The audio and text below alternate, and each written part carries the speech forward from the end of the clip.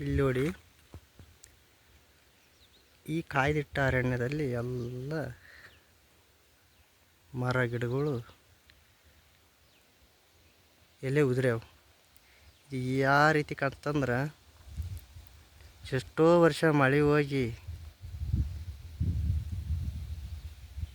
ನೀರಿನ ತೇವಾಂಶ ಇಲ್ಲದೆ ಈ ಥರ ಮರಗಳೆಲ್ಲ ಒಣಗಿ ಹೋಗ್ಯಾವಂತಂದು ತಿಳ್ಕೊಬೇಡಿ. ಕಾರಣ ಏನಂದರೆ, ಇದು ವಸಂತ ಕಾಲ ಪ್ರಾರಂಭ ಆಕತಿನ್ನು.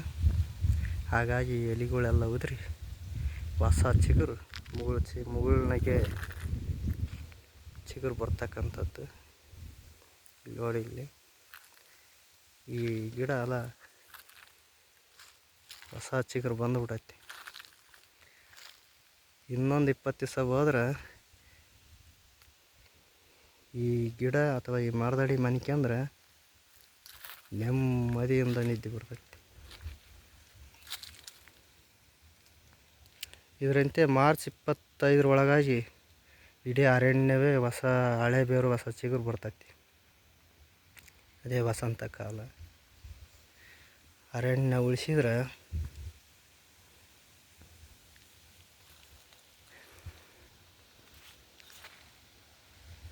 ನಾಳಿನ ದಿನಗಳಲ್ಲಿ ಮಳೆಗಾಲ ಆಗ್ತಕ್ಕಂಥದ್ದು.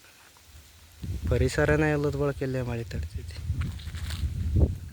ಮೊದಲು ಪರಿಸರ ಇರಬೇಕು. ಇಂಥ ಒಂದು ನಿರ್ಜಲನವಾದ ಅರಣ್ಯ ಭೂಪ್ರಾಂತದಲ್ಲಿ ಇಲ್ಲಿ ಒಂದು ಹನಿ ನೀರು ಇರೋಕ್ಕಿಲ್ಲ ಅಂತ ಅನ್ಕೊಂತಾರೆ ಯಾರು ಬಂದ್ರೆ. ಆದರೂ ಇಲ್ಲಿ ಜಲಾಶಯ ಐತಿ. ಇದೆಲ್ಲ ದೇವರ ಸೃಷ್ಟಿ ನಿಯಮ. ಇದು ಈ ಜಲಾಶಯ ಆ ಭಗವಂತ ಪಕ್ಷಿ ಪ್ರಾಣಿಗಾಗಿ ಮೀಸಲಿಟ್ಟಂಥ ಒಂದು ಜಲಾಶಯ ಅಂತ ನಾನು ಅಂದ್ಕೊಂಡಾನೆ. ಕಾರಣ ಏನಂದರೆ, ಎಲ್ಲ ದೇವರ ಆಟ.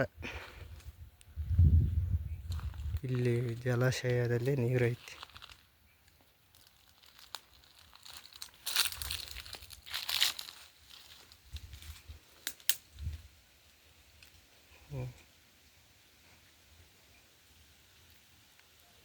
ಪಕ್ಷಿ ಪ್ರಾಣಿಗಳು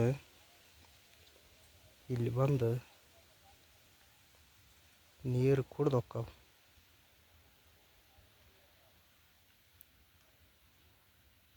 ಈ ಅರಣ್ಯದಲ್ಲಿ ನಾನು ಜಪ ತಪ ಮಾಡ್ಕೊಂತ ಇವು ಅರಣ್ಯದಲ್ಲಿ ಏನಿದೆ, ಏನು ಅಡಿಗೆ ಐತೆ ಅನ್ನೋದು ಅರಣ್ಯ ಇಲಾಖೆಯವ್ರಿಗೆ ಗೊತ್ತಿಲ್ಲ, ನನಗೆ ಗೊತ್ತಿರ್ತೈತಿ. ಯಾಕಂದ್ರೆ ಇವು ಅರಣ್ಯದಲ್ಲಿ ಓಡಾಡೋದು ನಾನು.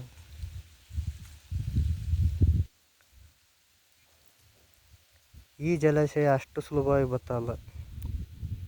ಇದು ಮಾರ್ಚ್ 15ರಿಂದ 20ನೇ ತಾರೀಕು ಬೇಕು ಇದು ಬತ್ತಕ್ಕೆ. ಅಷ್ಟೊತ್ತಿಗೆಲ್ಲ ಮಳೆಗಾಲ ಆಕೈತಿ, ಮತ್ತು ನೀರು ಬರ್ತೈತಿ. ಇಲ್ಲಿ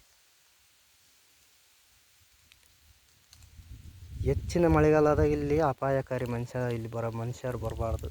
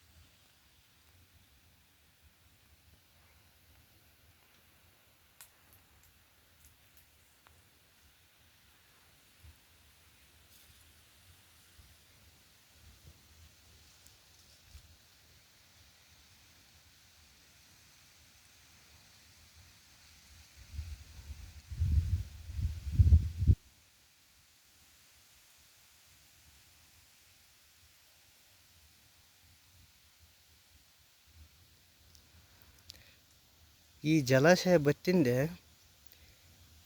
ಕೆಲವೊಂದು ಸ್ಥಳದಲ್ಲಿ ನಾನು ಗುಂಡಿ ಹೊಡಿತೇನೆ. ಒಂದು 4ರಿಂದ 5 ಅಡಿ, ಅಥವಾ ಭಾರಿ ಓವರ್ ಅಂದ್ರೆ ಒಂದು 6 ಅಡಿ ಗುಂಡಿ. 6 ಅಡಿ ಗುಂಡಿ ಹೊಡೆದ್ರೆ 4 ಅಡಿ ಡ್ರೈ ಮಣ್ಣು ಬರ್ತೈತಿ, ಅಂದ್ರೆ ಒಣಗಿದ ಮಣ್ಣು. 1 ಅಡಿ ತೇವಾಂಶದ ಮಣ್ಣು ಬರ್ತೈತಿ. ಇನ್ನೊಂದು ಅಡಿಗೆ ಬಂಜರ ಅಂದ್ರೆ ಬಸಿ ನೀರಿನ ಮಣ್ಣು ಬರ್ತೈತಿ, ಅಲ್ಲಿ ನೀರು ಬರ್ತೈತಿ.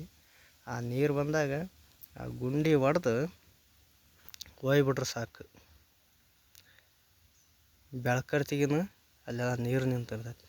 ಅದನ್ನು ಪಕ್ಷಿ ಮತ್ತು ಪ್ರಾಣಿಗಳು ಕುಡಿತಕ್ಕಂಥದ್ದು. ಇನ್ನೂ ನೀರು ಐತಿ, ನಾನು ಗುಂಡಿ ಹೊಡೆಯಲ್ಲ, ನೀರು ಮುಗಿದು ಗುಂಡಿ ಹೊಡಿತೇನೆ. ಅದು ನನ್ನ ಸ್ವಾಭಿಮಾನತೆ, ಪಕ್ಷಿ ಪ್ರಾಣಿ ಮತ್ತು ಪರಿಸರದ ಮೇಲಿರುವಂಥ ಒಂದು ಪ್ರೀತಿ ಪ್ರೇಮ ಇದು. ಯಾಕಂದ್ರೆ ಇದು ನಾನು ತಪಸ್ಸು ಮಾಡಿದಂಥ ತಪಭೂಮಿ ಇದು. ಹಾಗಾಗಿ ಅದು ಹೇಳ್ಕೋಬಾರ್ದು. ಎಡಗೈಲಿ ಮಾಡಿದ ದಾನ ಧರ್ಮ ಬಲಗೈ ಗೊತ್ತಾಗಬಾರ್ದು, ಆದರೆ ಹೇಳ್ಕೊಂತ ಅದನ್ನು